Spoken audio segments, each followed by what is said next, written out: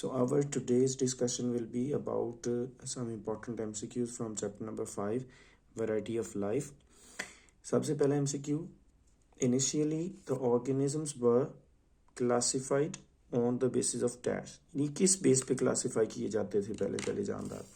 सो पहले जानदार जो है they were classified on the basis of morphology, क्योंकि इतना कोई एक्सटेंसिव नॉलेज नहीं था अबाउट द ऑर्गेनिजम्स और किस किस बेस पे क्लासिफाई उनको किया जाए. तो मॉर्फोलॉजी की बेस पे, ज़ाहरी शक्ल सूरत की बेस पे उनको क्लासिफाई किया जाता था.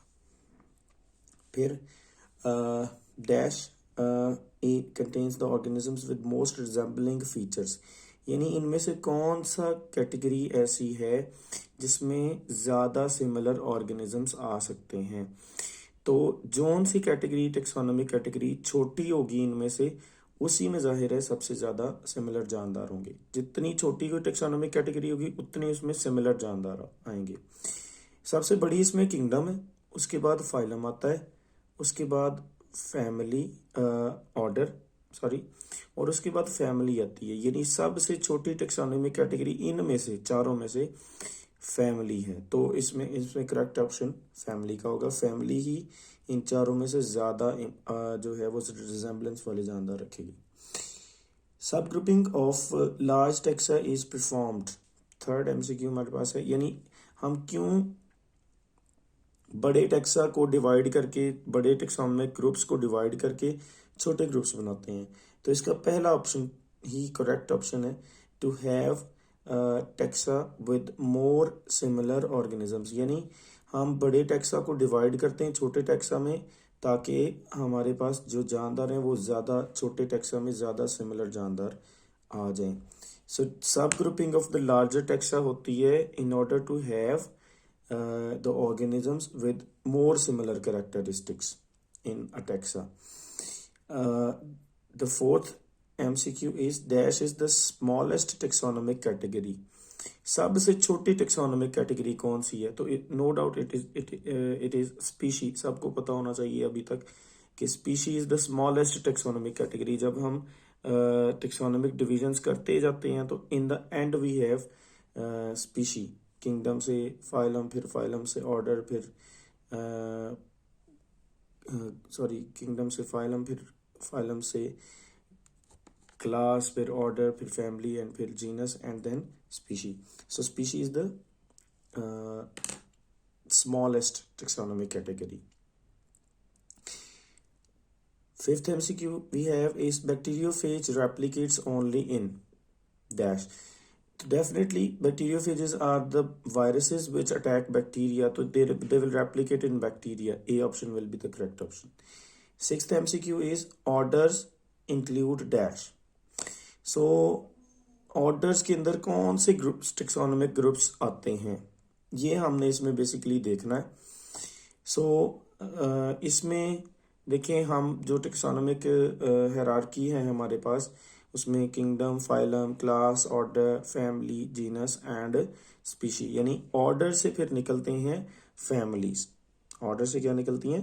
फैमिलीज निकलती हैं. सो ये सिक्स्थ MCQ का हमारे पास ए ऑप्शन करेक्ट ऑप्शन होगा. ठीक है.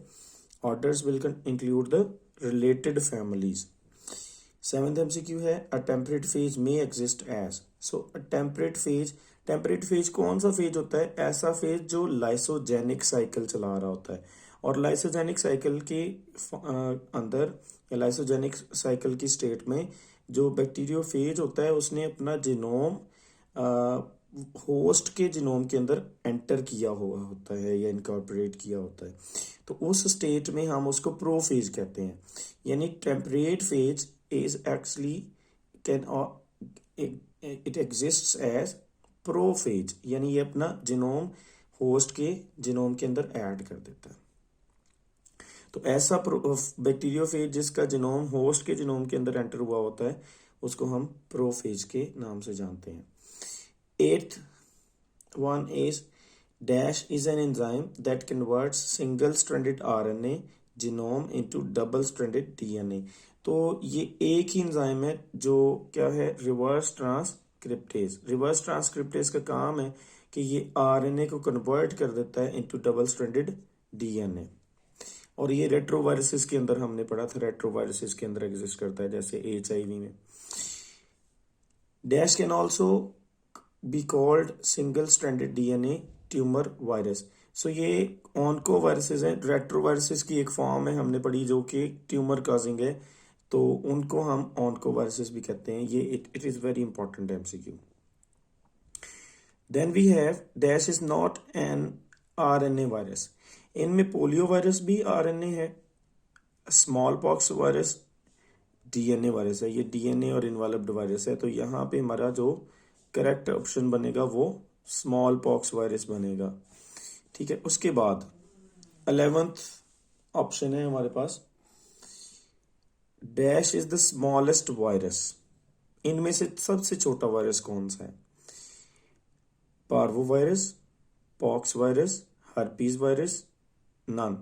सबसे छोटे वायरसेस पार्वो वायरसेस होते हैं, तो ये पार्वो वायरसेस की अंदर कैटेगरी के अंदर हमारे पास ए ऑप्शन करेक्ट हो जाएगा। The next MCQ we have in row is 12th MCQ, genetically engineered vaccine is not available for.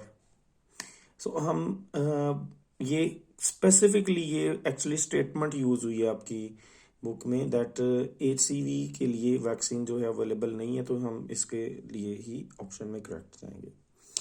13th MCQ is mad cow disease is caused by।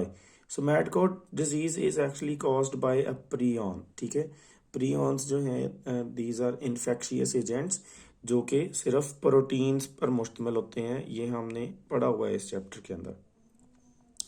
उसके बाद 14th MCQ, dash is the number of capsomeres present in the capsid of herpes virus. यानी herpes virus का जो capsid है उसके अंदर कितने कैप्सुमियर्स होते हैं? कैप्सुमियर्स हमें पता है किसी कैप्सिड प्रोटीन का बना हुआ कोट होता है वायरसेस में, तो उसकी जो छोटी छोटी प्रोटीन यूनिट्स हैं दे आर कॉल्ड कैप्सुमियर्स।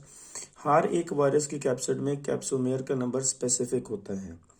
सो इसमें हमारे पास 162 है। हार्पीज वायरस के कैप्सिड में कैप्सुमियर्स का नंबर 162 है। It is an important MCQ board from board point of view.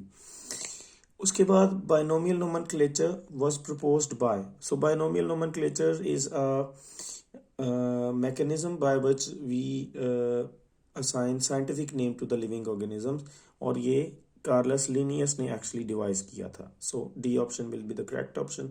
16th MCQ है, dash is an example of organelle of symbiotic origin. हमारे पास दो ऑर्गेनेलीज हैं, माइटोकॉन्ड्रिया और क्लोरोप्लास्ट, जिनको हम ऑर्गेनेलीज ऑफ सिम्बियोटिक ओरिजिन से जानते हैं। सो यहाँ पे क्लोरोप्लास्ट तो नहीं है, माइटोकॉन्ड्रिया के साथ हम जाएंगे।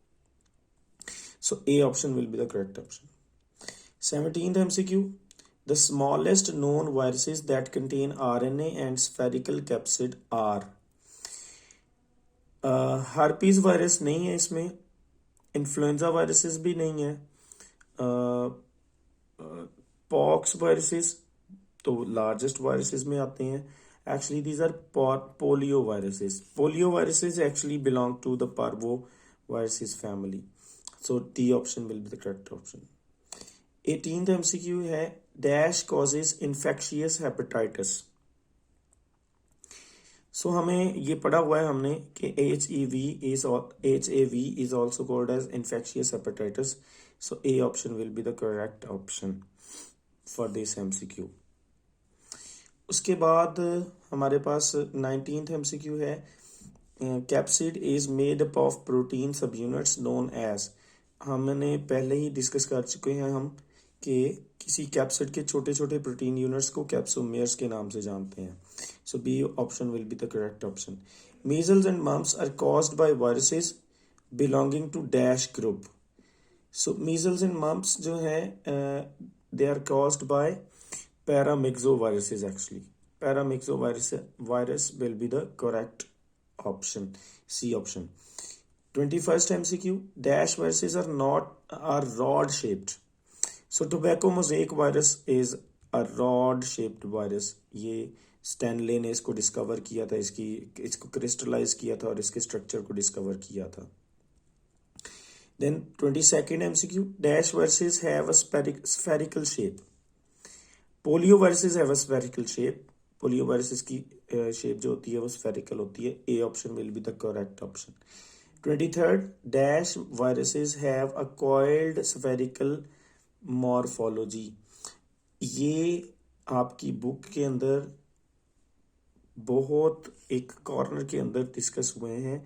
डिस्कस नहीं हुए, जस्ट इनकी वो डायग्राम है, but it is a technical point अगर पूछा जाए.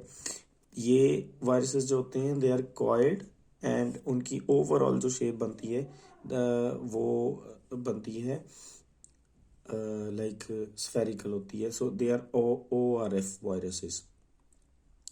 24th MCQ, hepatitis B is also known as dash. So hepatitis B is also known as serum hepatitis. हमने पहले भी पढ़ा हुआ है that hepatitis B is also known as serum hepatitis. Delta hepatitis की टर्म हम यूज़ करते हैं हेपेटाइटिस डी के लिए, और इन्फेक्शियस हेपेटाइटिस की टर्म हम यूज़ करते हैं फॉर द हेपेटाइटिस ए. आगे बढ़ते हैं. 25th MCQ, dash is a disease which is highly contagious. इनमें से कौन सी डिजीज हाईली कंटेजियस है? वैसे all of them are contagious diseases, यानी मीजल्स भी कंटेजियस है, influenza itself is contagious. Contagious diseases ऐसी होती हैं जो कांटेक्ट से ट्रांसफर होती हैं, फिजिकल कांटेक्ट से ट्रांसफर हो जाती हैं. मम्प्स इज ऑल्सो कंटेजियस, लेकिन आपकी बुक में स्पेसिफिकली ये टर्म जो है वो यूज हुई है फॉर मम्प्स, कि मम्प्स आर हाईली कंटेजियस. तो हम मम्प्स के साथ जाएंगे. So C option will be the correct option. 26th MCQ है हमारे पास. Dash is the first infectious disease against which effective mechanism of prevention was developed. So यानी vaccine किसके against पहली बनी थी? हमें ये पता है कि सबसे पहली वैक्सीन एडवर्ड जेनर ने बनाई थी against small pox. A option will be the correct option. 27th MCQ है. The genus name of corn plant is Pisum, Solanum, no. Maize, no. Z. It's Z maize. इसका scientific name है और इसका genus name Z होता है. D option will be the correct option. 28th MCQ है. The capsid of HIV is dash in shape. So capsid of HIV pyramidal या conical shape का होता है. ये दोनों इसकी शेप के लिए यूज हो सकती हैं terms. So A and B option दोनों इसमें करेक्ट ऑप्शंस माने जाएंगे. A एंड B ऑप्शन दोनों इसमें करेक्ट ऑप्शन माने जाएंगे. 29th MCQ, dash enzyme mediates the incorporation of viral DNA, HIV का basically DNA into host DNA, यानी HIV के DNA को होस्ट DNA में इंसर्ट करने में कौन से एंजाइम है जो हेल्प करेंगे? So those enzymes are integrase enzymes. ये इंपॉर्टेंट है और बुक में ये टर्म नहीं यूज हुई, लेकिन ये ज़रूरी है. इंटीग्रेज एंजाइम वो एंजाइम होता है जो ह्यूमन इम्यूनोडेफिशिएंसी वायरस का जो जीनोम है उसको इंटीग्रेट करवाता है या इनकॉर्पोरेट करवाता है होस्ट के जीनोम में या होस्ट के DNA में. Human immunodeficiency virus attacks dash cells. So human immunodeficiency virus primarily तो ये T लिम्फोसाइट्स को ही अटैक करता है. इनका प्राइमरी टारगेट T लिम्फोसाइट्स ही होते हैं, but it can also attack the cells of central nervous system. सो ये दोनों ही आ सकते हैं. अब अगर तो वो एम्फसाइज करेगा कि किसी यानी प्राइमरी या ज़्यादा इम्पॉर्टेंटली किसको अटैक करेगा तो फिर T हेल्पर लिम्फोसाइट ही होंगे. लेकिन वो अगर किसी के ऊपर हमें वो फोकस नहीं करवाता है, ये जनरल जैसे यहाँ पे पूछा है human immunodeficiency virus attacks dash cells, तो इसमें किसी स्पेसिफिक टारगेट्स जो है वो या सेल टाइप पे फोकस नहीं हुआ, तो इसमें हम ये दोनों को ही काउंट करेंगे. और इसमें एक्चुअली यहाँ पे आना चाहिए था both A and B, but वो ऑप्शन नहीं है. यहाँ पे A एंड B का ऑप्शन होना चाहिए था. 31st MCQ है. HIV belongs to group of viruses called. So HIV belongs to retroviruses. retroviruses से ताल्लुक है HIV का.